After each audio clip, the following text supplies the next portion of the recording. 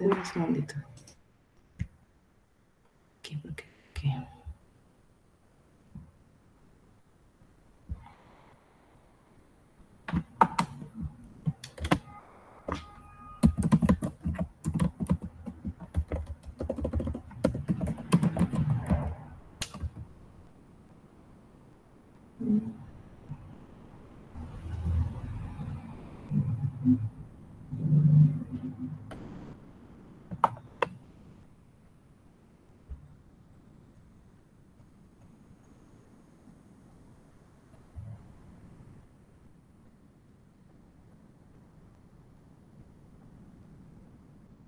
Ahí está.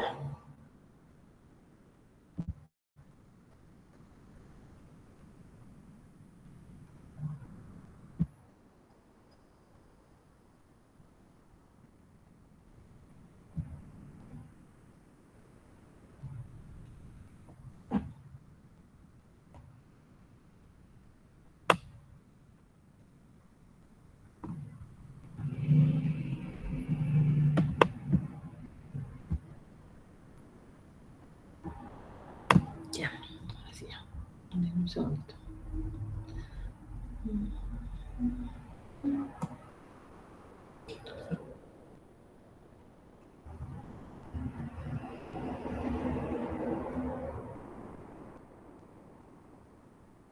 Okay.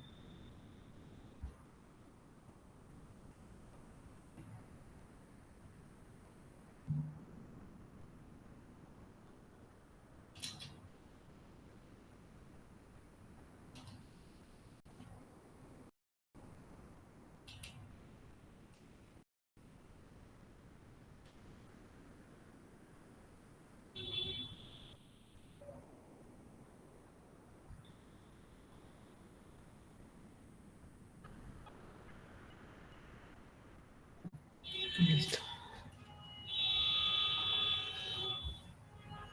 Ahora sí, entonces vamos a hablar sobre evaluación y tratamiento de hiperprolactinemia y lo que nos interesa a nosotros y lo que tenemos en nuestro temario, que son los prolactinomas. Entonces, vamos a repasar un poquito sobre el eje hipotálamo, hipófisis, la producción de prolactina. Entonces, aquí tenemos nosotros a la hipófisis. También les paso lista, entonces ahorita les paso a todos. Aquí tenemos a la hipófisis y vemos que la producción de la prolactina es diferente a la producción de otras hormonas. La prolactina se produce de una manera constante, tónica, y tiene más bien un freno para su producción. Este freno es la dopamina, por eso lo vemos aquí como si fuera una retroalimentación negativa. Esto es lo que inhibe la producción de prolactina. Y la dopamina llega a la hipófisis a través del tallo hipofisario, que son las vías dopaminérgicas. Entonces, hay algunos estímulos en la producción de prolactina, pero lo más importante para aumentar los niveles de prolactina, más que los estímulos, es que se levante la inhibición de la dopamina. Las funciones biológicas principales de la prolactina tienen que ver con la lactancia y la producción de leche. Entonces, uno de los estímulos principales para la producción de prolactina va a ser la succión del pezón, y eso va a estimular el vaciamiento de la leche formada en la glándula mamaria, y esta succión va a llevar la información, la sensibilidad a través de una vía espinal aferente. Esta va hacia la médula, y de la médula tiene un relevo hacia el cerebro, y ahí lo que vamos a tener es que se va a generar un estímulo con liberación de BIP y TRH para que se produzca más prolactina, pero también se inhibe de este lado la vía dopaminérgica, y al quitar la vía dopaminérgica tenemos mayor producción de prolactina. Entonces, hay condiciones que van a elevarnos los niveles de prolactina de manera fisiológica, por lo tanto, son estrógenos, durante el embarazo también la progesterona, la prolactina se eleva en el embarazo también, y la succión del pezón, que nos genera una vía espinal aferente. Sin embargo, hay otras condiciones que pueden generar la estimulación de este nervio espinal aferente y que pudieran incrementar los niveles de prolactina. Un golpe, por ejemplo, una fractura, herpes zóster, todo esto pudiera llegar a través de esta vía, simular el estímulo natural y elevar la prolactina. Entonces vamos a tener una gran cantidad de condiciones que elevan la prolactina. Hay una etiología muy vasta para la hiperprolactinemia. Tenemos desde condiciones fisiológicas, como el embarazo, la lactancia, la estimulación del pezón con cualquier otro objetivo que no sea o no sea la lactancia, también nos puede generar elevación de la prolactina de manera fisiológica, el coito y condiciones de estrés. Todo esto nos puede elevar la prolactina de manera fisiológica. Y luego tenemos, les decía yo, lesiones que puedan generar activación de este nervio aferente torácico. Entonces, lesiones torácicas o de médula espinal en la zona interesada, donde se da el relevo de la neurona que viene de los intercostales. Todo esto nos puede generar estímulos que pueden simular la succión y por lo tanto elevar la producción de prolactina. Enfermedades sistémicas, sobre todo como insuficiencia renal crónica e insuficiencia hepática, que pueden hacer que haya menos depuración de la prolactina y se eleve por esta razón. Trastornos endocrinológicos, el hipotiroidismo primario severo sin tratamiento va a elevar la prolactina. ¿Por qué pensarán ustedes? Bueno, vean cómo hay estímulo. Uno de los estímulos para elevar la prolactina es la liberación de TRH. La TRH es hormona liberadora de tirotropina. Entonces, en casos de hipotiroidismo muy severos, donde hay una gran cantidad de TRH y TSH muy alta, pues también habrá una elevación indirecta de prolactina. Eso no quiere decir que tienen un prolactinoma. Incluso en casos muy graves de hipotiroidismo primario, como hay tanta TSH porque es tanta la necesidad de hormona tiroidea y no se logra obtener, suele haber crecimiento incluso de la hipófisis, puede haber hiperplasia del tirotropo, crece la hipófisis y entonces pudiera aparentar un tumor productor de prolactina, pero no lo es porque al dar hormona tiroidea empieza a disminuir la TSH, ya no hay necesidad de estimular a la tiroides y disminuye el tamaño de la hipófisis y obviamente la producción de prolactina. Entonces, esa es una causa. La insuficiencia suprarrenal también, pero eso tiene más que ver con... Denme un segundito.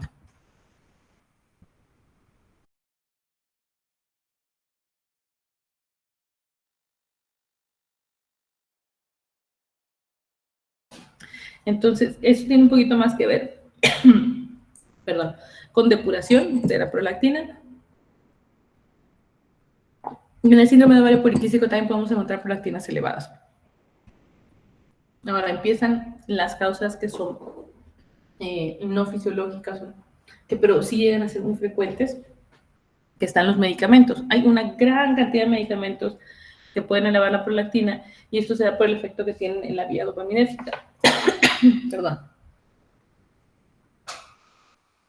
Entonces, todos los antipsicóticos que actúan sobre la vía dopaminérgica van a elevar la prolactina y a niveles importantes, no crean que poquito. Entonces, suelen tener elevaciones incluso a veces por arriba de 100 nanogramos por decilitro, que se consideran rangos prácticamente que solo se ven en tumores.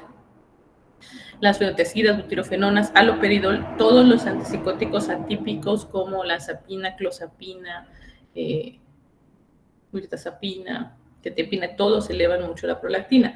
Los antidepresivos tricíclicos, que aunque ya no se utilizan tanto, pues se siguen usando, imipramina, desimipramina, amitriptilina, inhibidores de la MAO, que eso de plano ya no se usa, los inhibidores de recaptura de serotonina, que eso se usan con mucha frecuencia, fluoxetina, paroxetina, sertralina, antihipertensivos, estos, por ejemplo, Bezerpina ya prácticamente no se usa, alfametildopa casi siempre se utiliza en problemas de hipertensión asociada al embarazo, entonces de todas maneras van a tener prolactina elevada por el embarazo, y el verapamil tal vez sería uno de los más frecuentemente usados dentro de los que se usan más frecuentemente de los que están ahí mencionados.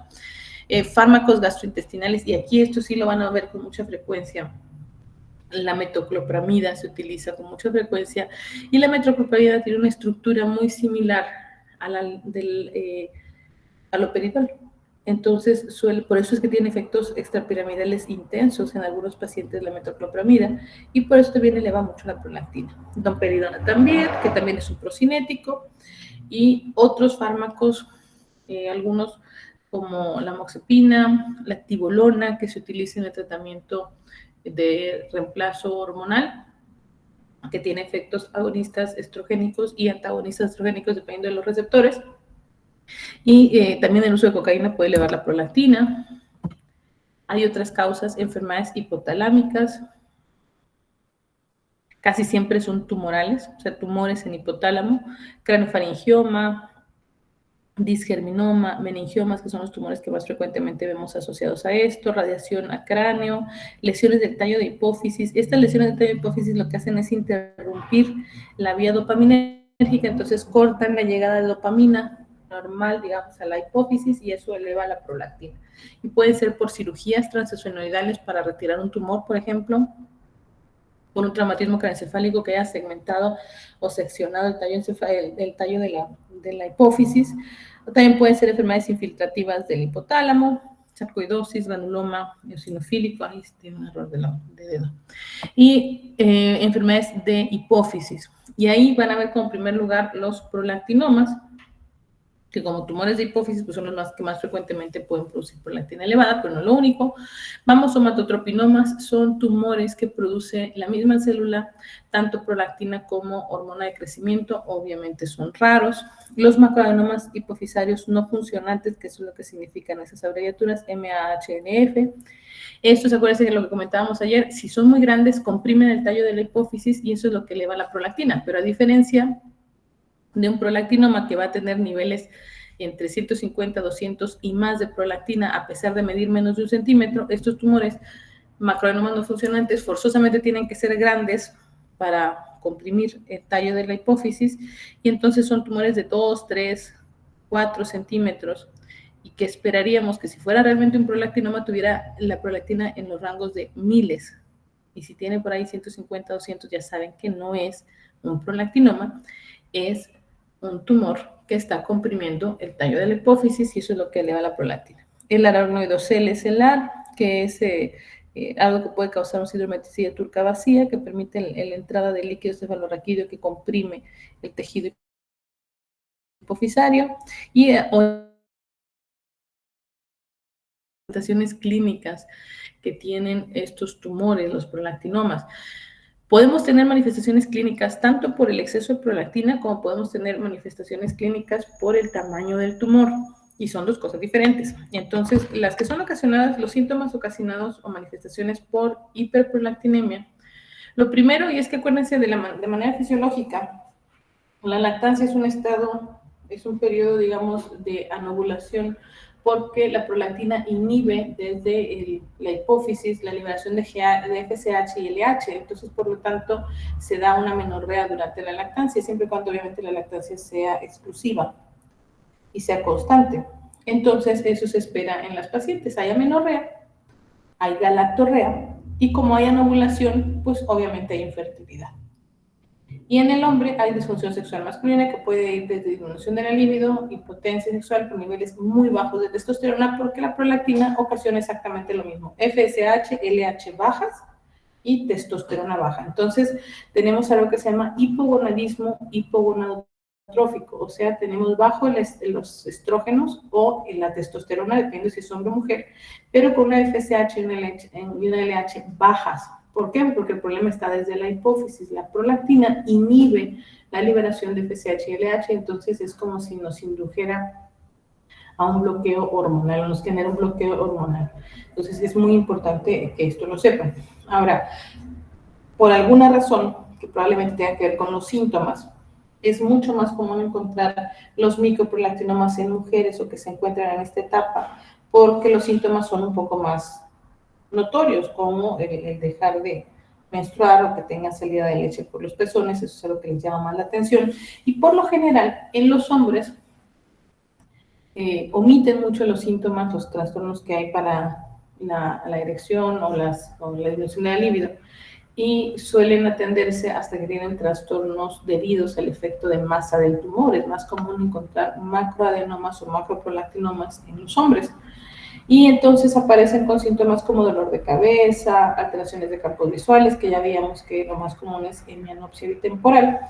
Datos de hipopituitarismo, es decir, el tumor crece tanto que empieza a comprimir tejido hipofisario sano y por lo tanto no hay buena función del resto, digamos, de los ejes hormonales por compresión por el tumor o incluso a veces por destrucción de la hipófisis sana por el tumor. Y puede llegar a haber datos de hipertensión intracraneal dependiendo del tamaño que alcanza a lograr estos tumores. ¿Qué es entonces lo que hacemos para hacer el diagnóstico? El diagnóstico lo debemos de hacer siempre con la sospecha por el cuadro clínico. En algunas ocasiones se mide estudios hormonales y por ahí les aparece una prolactina elevada. Entonces, cuando esto es así, la recomendación pues es repetir la prolactina y en algunos casos hay un fenómeno que se llama fenómeno de gancho, cuando tenemos niveles muy altos de prolactina, el ensayo de laboratorio falla para medirles la cantidad exacta, y entonces parecería que tienen menos de lo real. Ahorita les voy a explicar exactamente cómo es eso. Para eso se pide la dilución 1 en 100, sobre todo para identificar casos que ustedes dicen, ay, se me hace que este es un tumor productor de prolactina, pero no está tan alta la prolactina como yo esperaría. Entonces, en esos casos hacen la dilución 1 en 100.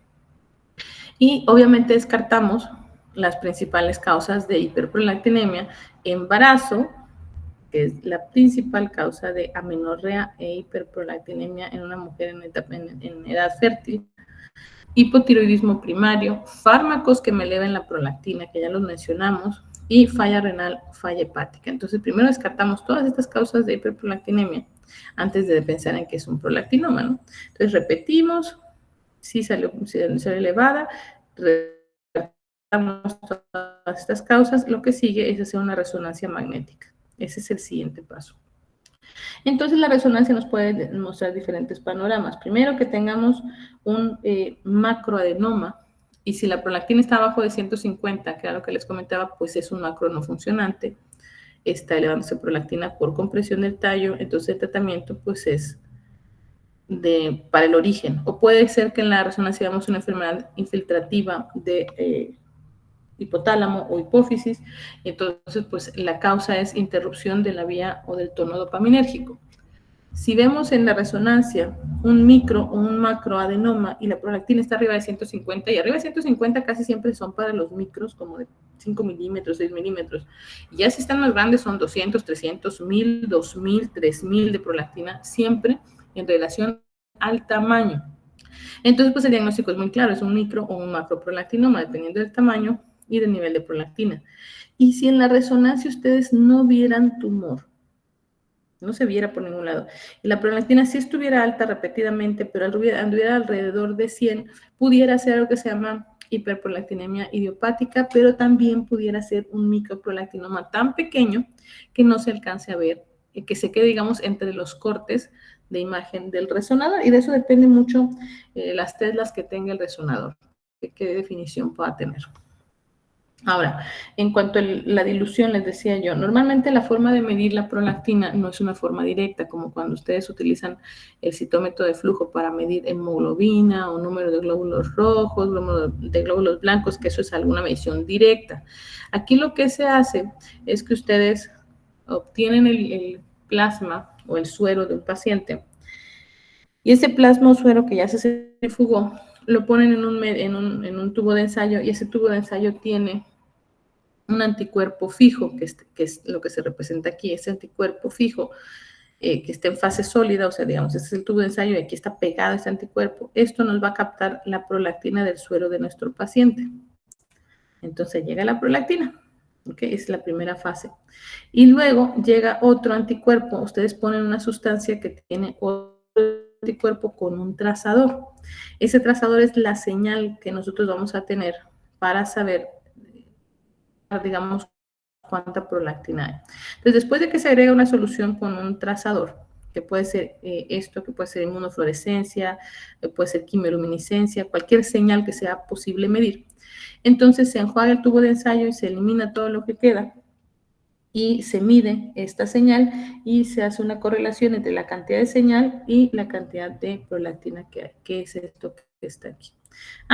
Este puntito significa cualquiera de estas formas de trazadores, que son inmunoradiactividad, colorimetría enzimática, que es el ELISA, fluorescencia o quimiluminescencia, que son estas siglas que ustedes van a ver con frecuencia reportadas en el laboratorio. Esta es la forma en la que se midió, que casi todos los laboratorios les tienen que reportar cómo se miden. Entonces aquí vemos que a más trazador, que esto es lo que estamos realmente midiendo, el trazador es lo que se mide directamente, entonces la correlación se da con la prolactina. Entonces yo tengo más trazador, pues se supone que tengo cada vez más. ¿ok? Pero ¿cuál es la cosa? Que llega un momento en el que el efecto gancho, que se llama, se da porque cantidades masivas de prolactina, aquí yo ya tengo mi fase sólida, en mi fase sólida tengo los anticuerpos fijos, pero tengo tanta prolactina en el suero del paciente que va a ocupar gran parte de los anticuerpos con el trazador. Y va a haber mucha prolactina suelta aquí que se le pegó a los trazadores, pero no se alcanzó a unir acá. Y no todos los trazadores van a unirse a las prolactinas que están unidas. El caso es que hay tantísima prolactina que después de cierta cantidad, ven aquí como esta es la cantidad del trazador, después de cierta cantidad supera tanto en la cantidad, es mucha más prolactina que lo que hay de trazador, que se elimine en el lavado mucho del trazador junto con prolactinas, pero que no se unieron aquí. O sea que aquí no llegaron, ¿dónde está? Aquí no llegaron a unirse, se soltaron y se fueron junto con el trazador. Y eso hace que después de cierta cantidad de prolactina, en lugar de medirse más en el laboratorio, empiece uno a medir menos. Y entonces esta imagen en la gráfica, esto le llaman efecto de gancho. Para eso se tiene que hacer una dilución 1 en 100 para que ustedes sepan que lo que le están reportando de prolactina es real. ¿Cómo lo podemos saber en un ejemplo? Bueno, a lo mejor ustedes tienen un tumor grande, que ustedes dicen, este prolactinoma está grandote, mide 2 centímetros. Y la prolactina sí me sale alta, me sale en 350. Pero no está tan alta como yo esperaría para el tamaño de ese tumor. Le pido, eso puede ser porque tiene la prolactina en los rangos de miles y después de 300 ya no le puede medir más el aparato. Entonces siempre midan prolactina diluida cuando duda. Y había otra cosa que decía ahí, cuando no hay tumor y la prolactina está alrededor de 100, también pudiera, se movió esto, pudiera tratarse de una hiperprolactinemia idiopática. A veces las moléculas de prolactina se unen a un IgG y forman polímeros de prolactinas que se pueden medir en el ensayo de laboratorio. Aquí, este trazador lo mide aquí y luego se le pega acá, y como son muchas pegadas, entonces les puede dar como si hubiera mucho, pero no tiene efecto biológico. Entonces tenemos por ahí prolactinas, por ahí de los rangos de 100, 100 y algo, 100 y algo, y son prolactinas poliméricas, entonces no tienen efecto biológico. Ahí está la prolactina monomérica, estas serían prolactinas poliméricas. Le llamamos big prolactina o big prolactina, que tienen un peso molecular mucho más alto y que en el ensayo se miden como si fueran múltiples moléculas independientes, pero el efecto biológico es como si fuera una sola. Entonces, ahí se ve. Vamos a brincarnos esto. Así es como se ve un prolactinoma en una resonancia magnética sin contraste. Vean cómo eso es una resonancia magnética ponderada en T1 en un corte coronal. Los voy a ubicar. Aquí está seno esfenoidal. Estos son los senos cavernosos. Aquí está la carótida interna. Aquí está carótida interna. Esto que ven aquí, esto y esto es el quiasma óptico. Entonces vemos cómo tenemos un macroadenoma, aunque no tenemos medido, vean cómo sale de la silla turca. Tenemos un macroadenoma hipofisario que tiene extensión supracelular, es decir, sube por arriba del límite superior de la silla turca y compresión de quiasma óptico. Es muy probable que este paciente ya tuviera síntomas visuales como biopsia bitemporal. Pero no es la única forma en la que se pueden presentar los prolactinomas. Entonces, tenemos otro tipo de prolactinomas, pueden ser lesiones muy pequeñas. Vamos a verlo aquí. Nuevamente los voy a localizar. Esta es una resonancia magnética nuclear ponderante 1. Esta, como pueden ver aquí, los vasos sanguíneos, pues esta tiene contraste, que es gadolíneo. Aquí está el nasofaringe, seno esfenoidal, esta es la carótida interna, esta es carótida interna, por lo tanto este es el seno cavernoso. Aquí tenemos el quiasma óptico, ¿lo vieron? Y este es el tallo hipofisario. Vean cómo el tallo hipofisario está rechazado hacia la izquierda. Y este es el adenoma. Este es el prolactinoma. Como aquí hay medio de contraste, tiene gadolíneo, ¿cuál es el que les comentaba? Que los microadenomas no realzan con el medio de contraste, realza toda la glándula. Entonces, esta glándula, ya vean cómo sí tiene un realce, está hiperintensa en T1, pero el adenoma no realzó. Este es el prolactinoma. Vean cómo es un microprolactinoma que está generando lateralización del tallo hipofisario, es como si estuviera aquí este bordito y nos empuja el resto de la hipófisis hacia el otro lado. Entonces, es microadenoma, un microprolactinoma, pero no es la única forma de presentación. Este es otro microprolactinoma. Vean cómo aquí está nuevamente nasofaringe, seno esfenoidal, seno cavernoso, en el número 1 está la carótida interna, y este es el adenoma. Nuevamente este es con medio de contraste, vean cómo realza la hipófisis. Aquí si alcanzan a ver qué es náutico, es esto que está a los lados de la letra B. Esto es, este es el adenoma, vean cómo el adenoma no infracelular, o sea,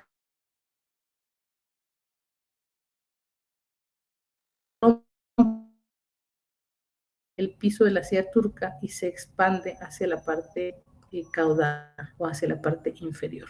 Y luego tenemos este invasor, nuevamente los ubico, aquí tenemos nasofaringe, seno esfenoidal, y ven cómo tiene esta imagen hiper intensa, seno esfenoidal, eso es material de quirúrgico, porque esta es una resonancia, esto es como se ve un tumor después de la cirugía, o sea, este tumor ya lo operaron, ya le trataron de quitar o desmasificar, y esto es lo que quedó. Ven, aquí están las carótidas internas, vieron cómo están, y aquí están las del otro lado. Aquí estaban los senos cavernosos, ven cómo el tumor invade por completo los senos cavernosos, envuelve completamente las carótidas. Esta parte obviamente es irresecable, si no se va a morir el paciente en el intento de retirar el tumor de aquí.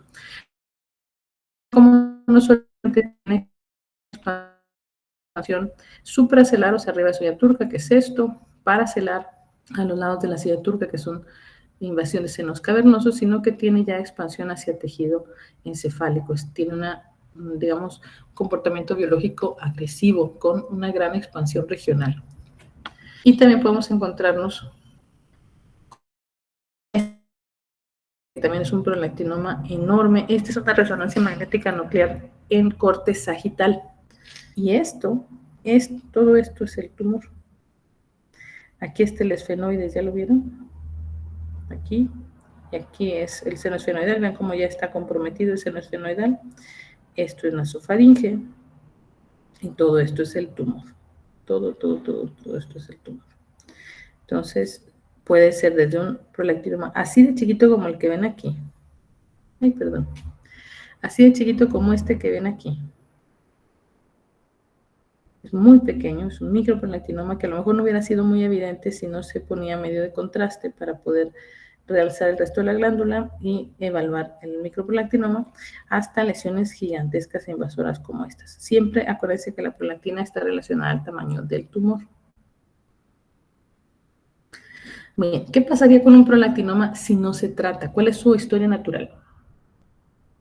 Si estamos hablando de un microprolactinoma, la posibilidad de que un micro progrese a macro es de 7% por año. Entonces sí puede progresar, pero no es tan común. La normalización que se da de manera espontánea también puede llegar a pasar. O sea, puede ser que de repente sin hacer nada el paciente mejore, pero es una normalización que no se va a ver pronto, se ve pasando 10 a 15 años y solo en una de cada 3 personas con prolactinomas. Estamos hablando de microprolactinomas, ¿eh? Y por alguna razón hay mayor remisión de las pacientes que tienen microprolactinomas, es decir, que regresan a función normal y que ya no se ve la lesión después del embarazo, de un 35% contra un 14% de remisión que llega a haber si hay un microprolactinoma con embarazo. ¿Qué más? Habíamos visto ayer que los macroadenomas se trataban primariamente con cirugía transesférica.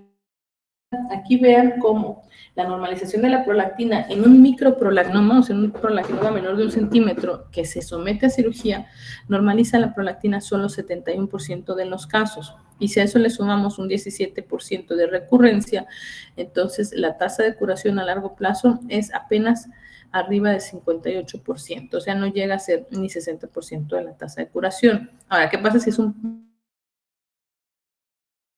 es un tumor de más de 1 centímetro? Vean cómo operar solo me va a dar una normalización de menos de una tercera parte de los pacientes. Vean cómo son grupos de estudio grandes, más de 1,200 pacientes por cada rama. La recurrencia se ve un poquito más frecuente, pero es casi la misma proporción macroprolactinomas, y por lo tanto la cura a largo plazo con la cirugía prolactinoma, que son los que les va mejor, es menos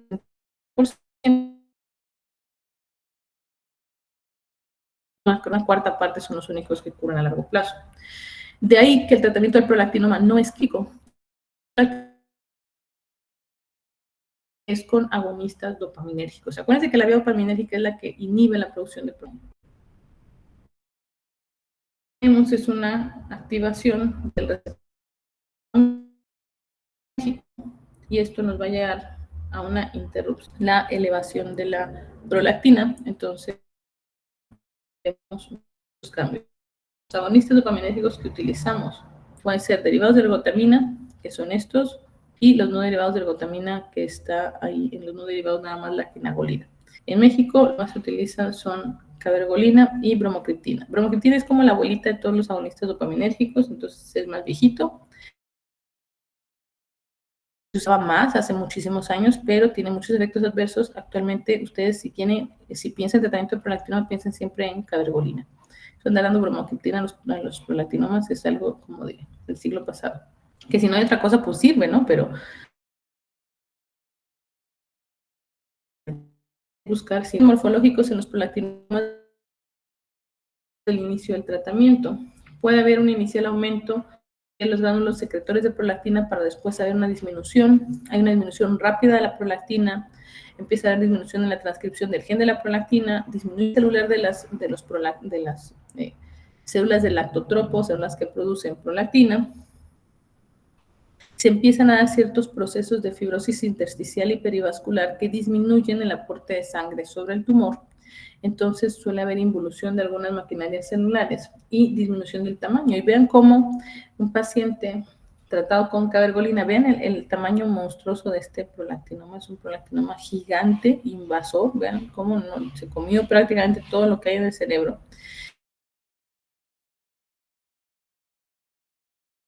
Después del tratamiento con 3 miligramos por semana de cabergolina, esto fue más o menos 6 meses después, son 4 o 6 meses después del tratamiento, sigue siendo un macroprolactinoma. Vean cómo esta parte donde está el tumor, todo esto es donde está el tumor, pero ven en 6 meses el cambio del tamaño que tenemos de esto, que es un monstruo, casi estornuda y se le sale un pedazo de tumor, a esto que tenemos aquí. ¿Por qué? Porque no solamente hay respuesta en el nivel de prolactina, sino en el tamaño tumoral.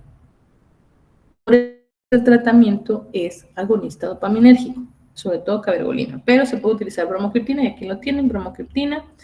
El efecto biológico continúa aún a niveles indetectables en sangre, por lo que su vida media, que no es tan larga, no necesariamente implica que no tenga un efecto biológico más largo.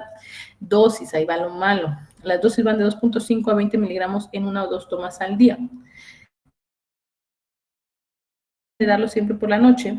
Yo jamás he conocido a alguien que tolere más de 10 miligramos de bromocriptina al día, entonces pues, está muy dudoso. Que hay algunos estudios que sí refieren 15, 20 miligramos, ahora es como lo hacían. Las reacciones adversas son náuseas, vómito, cualquier grado de malestar gastrointestinal. Esto es algo muy frecuente en todos los agonistas dopaminérgicos, que es la hipotensión ortostática, entonces tienen que advertirle al paciente. Están desmayando, resequedad nasal, cefalea, puede haber incluso movimientos normales. Todos los agonistas dopaminérgicos, todos pueden generar descompensación de trastornos depresivos previos si no tenían tratamiento, e incluso llevar a cuadros de psicosis. La cabergolina, que es por mucho el agonista dopaminérgico más utilizado, tiene una vida media mucho más larga, vean cómo es muy larga, y la dosis se permite dar en diferentes veces, por 2 o 3 veces por semana, no al día, sino por semana. Entonces tiene menos efectos adversos y la posología es mucho más cómoda, por eso es lo que se utiliza más. La dosis va de 1 a 4 miligramos divididos, o sea, a la semana. Esto es la dosis semanal, divididos en 2 a 3 tomas por semana. Entonces las tabletas vienen de 0.5 miligramos y una dosis común que utilizamos en tumores no muy grandes suele ser media tableta cada tercer día. Entonces tenemos más o menos 1.5 o 2 miligramos por semana. Están requiriendo más de 3 miligramos por semana. es probable que se estén topando con un resistente agonista dopaminérgico. Son muy raros, pero llega a ocurrir. Eso predice una pobre respuesta al tratamiento, aunque puedan ustedes llegar a 4 miligramos por semana, realmente no va a haber mucha diferencia. Por lo general, los cambios se ven en los primeros 3 miligramos. Bien, estos son estudios sobre tanto bromocriptina como cabergolina. Vean aquí, bromocriptina en dosis más decentes, 5 a 10 miligramos al día, y cabergolina, vean, 1 a 2 miligramos por semana, o sea, de 2 a 4 tabletas por semana. Y aquí vemos cómo se da el número de pacientes y qué tantos pacientes tuvieron normalización de la prolactina. Y vean cómo tienen números muy similares. Estos son estudios en microadenomas, estos son en macroadenomas. Entonces vean cómo llegan a una normalización de la prolactina en gran cantidad de pacientes. Esto es otro estudio comparativo de agonistas dopaminérgicos, bromocriptina, pacientes, pergolida, pocos pacientes, cabergolina, pocos pacientes. Obviamente no son enfermedades tan frecuentes, no vamos a ver la cantidad de pacientes que veíamos en los estudios de diabetes, que eso sí es algo muy frecuente. Entonces, aquí, ¿en qué porcentaje se normaliza la prolactina? Casi siempre la cabergolina nos da números más fuertes de porcentaje de normalización de prolactina y que haya una disminución del tumor en 50% del tamaño. No quiere decir que ya no se ve el tumor, pero que al menos redujo más del 50% del tamaño en el tiempo de seguimiento que está aquí. La de bromocriptina, a lo mejor, aunque esté comparado, pues no se compare tanto, pues la mitad del tiempo.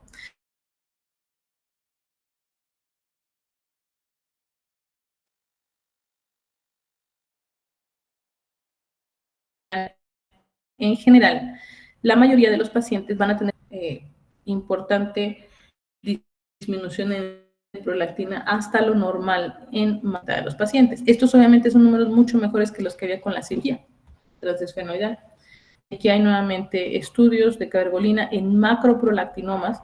Vean cómo las dosis son un poquito mayores. Aquí ya vemos 3 miligramos de cabergolina por semana, esta es dosis semanal. Seguimiento, obviamente son seguimientos muy largos, ¿no? Esta aquí es una dosis bajita. Cómo hay reducción del tamaño tumoral. Los estudios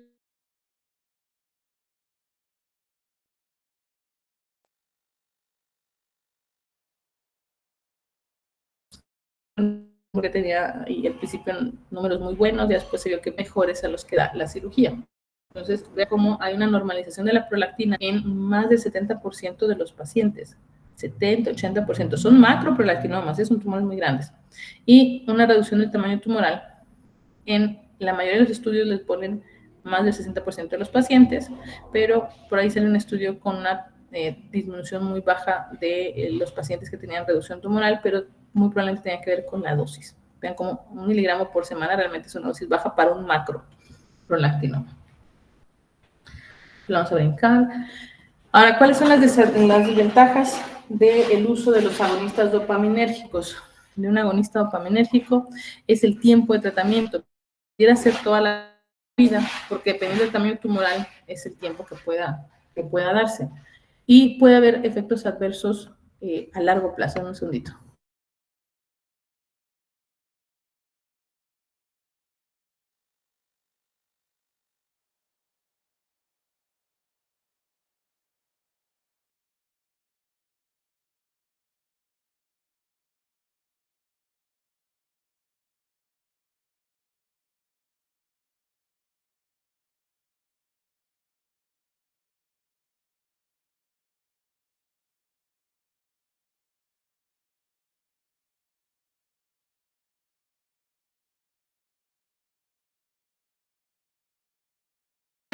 Perdón, entonces, estos efectos a largo plazo, aunque no siempre se presentan, es una posibilidad. Y tenemos aquí, desde herniación del quiasma. ¿Se acuerdan de la imagen que les mostré ayer donde se veía como el quiasma como una V?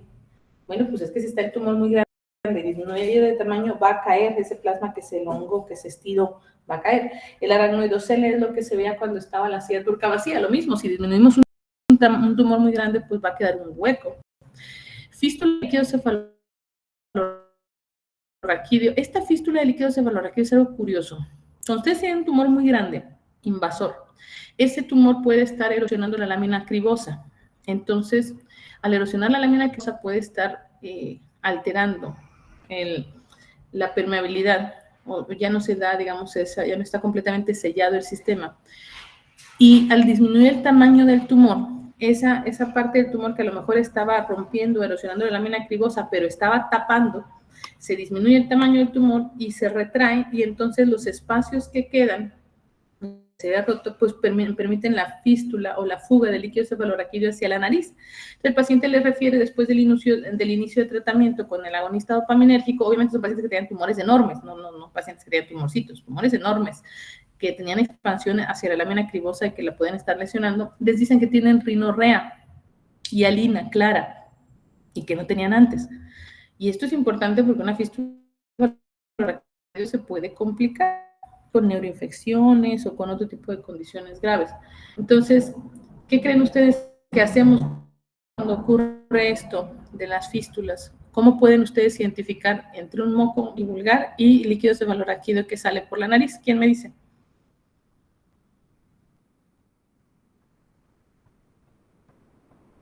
¿Quién me dice que hay en el líquido cefalorraquídeo que no hay en los mocos?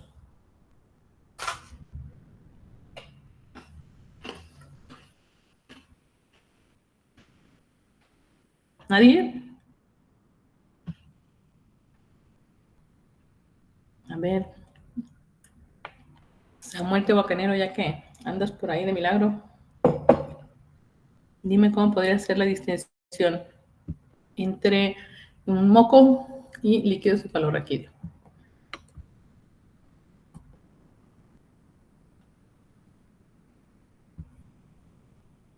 ¿No estamos? No, la consistencia no, las proteínas tampoco. Es más sencillo de lo que se imaginan. Es súper sencillo. Se agarra una tirita de Bilelastic o una tirita para presión de orina y buscan glucosa. Los mocos no tienen glucosa y el líquido cefalorraquídeo tiene glucosa. ¿Cuánto? Dependiendo del nivel de glucosa en sangre, tiene 2/3 partes de la glucosa, exactamente. Entonces, esa es la forma en la que ustedes van a dar cuenta. Llega un paciente con ustedes que tuvo inicio de tratamiento con cabergolina por un tumor, entonces, y les dice que empezó a tener escurrimiento nasal y alino, pues ojo, puede haber sido una fístula. Ahora, ¿cuál es el tratamiento? Muchas veces no llevamos a estos pacientes a cirugía.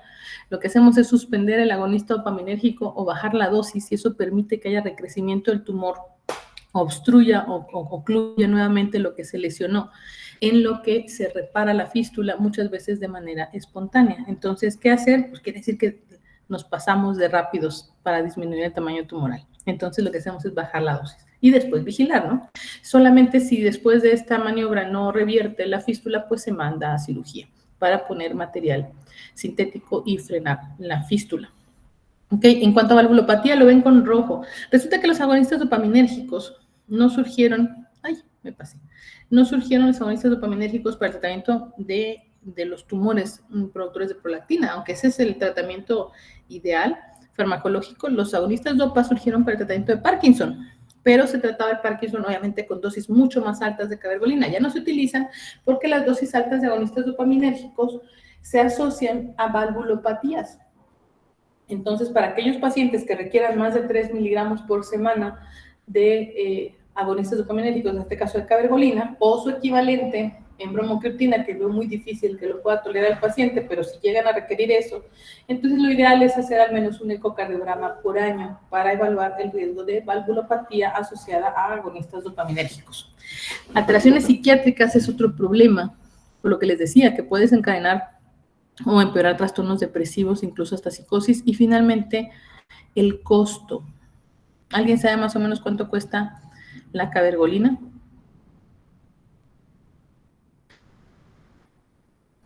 Si estamos hablando de cabergolina de patente, que es el Dostinex, que es de Pfizer, un frasquito con 2 tabletas de 0.5 miligramos anda entre 600 y 800 pesos. Entonces, si eso es lo que van a estar tomando de 1 miligramo, que son 2 tabletas, son 1 miligramo por semana, como dosis inicial, y que algunas veces pueden requerir 3 miligramos por semana, y el tiempo de duración puede ser todo el tiempo, o sea, pudiera ser un tumor muy grande que sea por vida, pues sí es caro. es un tratamiento caro. Sin embargo, en algunos casos que son microprolactinomas, el tratamiento se puede retirar con seguridad después de que cumpla ciertas características. Además, los agonistas dopaminérgicos tienen cierto efecto citocida, entonces por eso se cree que tienen disminución del tamaño del tumor. No siempre es un tratamiento permanente, pero obviamente son tumores muy grandes, sí pudiera ser un tratamiento de por vida, ¿no? Esto no vamos a brincar. Les decía, ¿se puede llegar a retirar agonistas dopaminérgicos? Sí se puede. Entonces, esto es un estudio sobre cerca de 90 pacientes con microprolactinomas.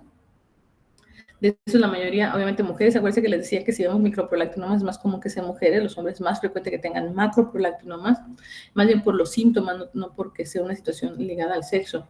Pero son pacientes que han tenido mucho tiempo en tratamiento. La mayoría estaban con cabergolina. Las dosis iban de 0.5 a 3 miligramos por semana de manera inicial.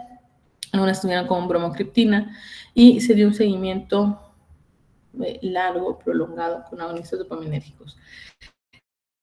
Después se llegó a suspender el tratamiento y vimos recurrencia en 64% de las pacientes en más o menos unos 10 meses. Y ahí no hubo mucha diferencia si eran con cabergolina o bromocriptina. Hay otros estudios donde también se incluyen macroadenomas, macroprolactinomas y microprolactinomas, con prolactinas las más bajas por abajo de 20 antes de retirar, la dosis antes de retirar de 0.5 miligramos por semana, o sea, ya dosis muy bajas. Vean cómo acá les agarran incluso dosis altas y no nos dicen con cuánta prolactina retiraron. Aquí sí nos dicen, nadir es el punto más bajo, ¿no? Entonces, con la prolactina más baja, siempre por abajo de 20, que es un valor normal, dosis antes de retirar muy bajita, o sea, media tableta 2 veces a la semana, o sea, 0.5 miligramos por semana. Y se dio un seguimiento y aquí vimos la recurrencia medida alrededor de los 6 meses en un 56%. Vean que es un poquito mayor, obviamente va a ser más en los macroprolactinomas, pero esos eran estudios sobre recurrencia. Y sin embargo, no quiere decir que no se pueda retirar el tratamiento. Si se fijan, tienen mejor posibilidades los pacientes que tienen microadenomas que los que tienen macroadenomas. Y sobre todo si se asegura de tener al menos un tiempo en tratamiento mínimo de un par de años y prolactinas bajas al momento del retiro. Pero sí se puede. Entonces, el punto, no sé si lo tengo más adelante, para poder retirar ustedes tienen que tener un paciente con prolactinas de preferencia por debajo de lo normal, una resonancia sin evidencia de ningún tumor y dosis bajas de cabergolina para lograr estos resultados. Si tienen eso, vale la pena el retiro. Ahora, ¿qué pasa con los prolactinomas en el embarazo? Acuérdense que uno de los efectos era anovulación. Entonces, como hay anovulación, cuesta mucho trabajo embarazarse. Y una vez que empiezan el tratamiento, normaliza la prolactina en la inmensa mayoría de los pacientes, como ya vimos, y pues puede haber nuevamente ovulación y puede haber embarazo. Ahora, ¿qué pasa si la paciente se embaraza en tratamiento con un prolactinoma? Que esto es bastante frecuente, no crean que es raro. Entonces, si es un microprolactinoma, sabemos que el riesgo de crecimiento del tumor durante el embarazo va desde 1.6 hasta 5.5%. Es un riesgo muy bajo y estamos hablando de un tumor pequeño. Entonces, la conducta a seguir es suspender el tratamiento durante el embarazo, vigilar que no vaya a haber crecimiento, casi siempre lo hacemos con la campiometría por confrontación durante el embarazo, y reiniciar el agonista dopaminérgico cuando haya concluido la lactancia del producto. Pero es otro cuento si es un macroprolactinoma. Si es un macroprolactinoma y la paciente está en control, pero sigue estando el tumor ahí, el riesgo de crecimiento durante el embarazo va de 15 hasta 35%. Ojo, esto es un riesgo muy alto y estamos hablando de un tumor que ya de por sí es grande. Si el tumor antes es macroprolactinoma, pero antes se le había dado radioterapia o se le había hecho cirugía, tiene mucho menos riesgo de crecimiento. Pero acuérdense que la mayoría de las veces estos tumores se empiezan en tratamiento médico y no se hace otra cosa. Entonces, la mayoría de los pacientes con macroprolactinomas están aquí, con un riesgo muy grande de crecimiento tumoral durante el embarazo. Entonces, si una paciente está en tratamiento del prolactinoma con cabergolina u otro agonista dopaminérgico y el tumor es pequeño, podemos retirar el tratamiento en el embarazo. El tumor es grande, no se retira el tratamiento en el embarazo y para la vigilancia se puede hacer resonancia en el macroprolactinoma. En el micro no es normal. Esto son los riesgos de complicaciones que se pueden presentar con el uso de agonistas dopaminérgicos en el embarazo. Vean cómo la tasa de abortos espontáneos de embarazos molares, de embarazos con una conclusión prematura, productos múltiples, malformaciones en general o complicaciones perinatales, es muy similar a la población abierta o población general de las pacientes que están tomando bromocriptina. Y lo mismo pasa con cabergolina, vean. Entonces son seguros durante el embarazo. El único problema, pues, es que utilizan o los tienen que utilizar durante el embarazo, son macroprolactinomas y que no tienen una guía con prolactina porque de manera fisiológica pues va a subir en el embarazo. Entonces lo ideal es mantener la dosis que tenían antes. Vamos a brincar esto. Bien, vamos bien.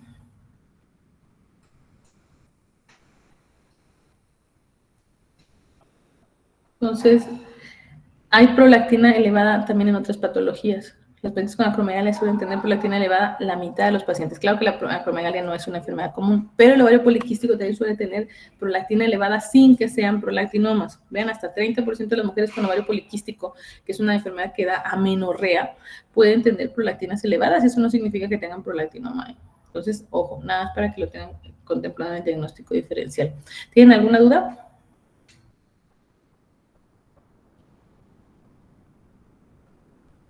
No, doctora. No, bien. Entonces, mañana es día no hábil. Sí, ¿verdad?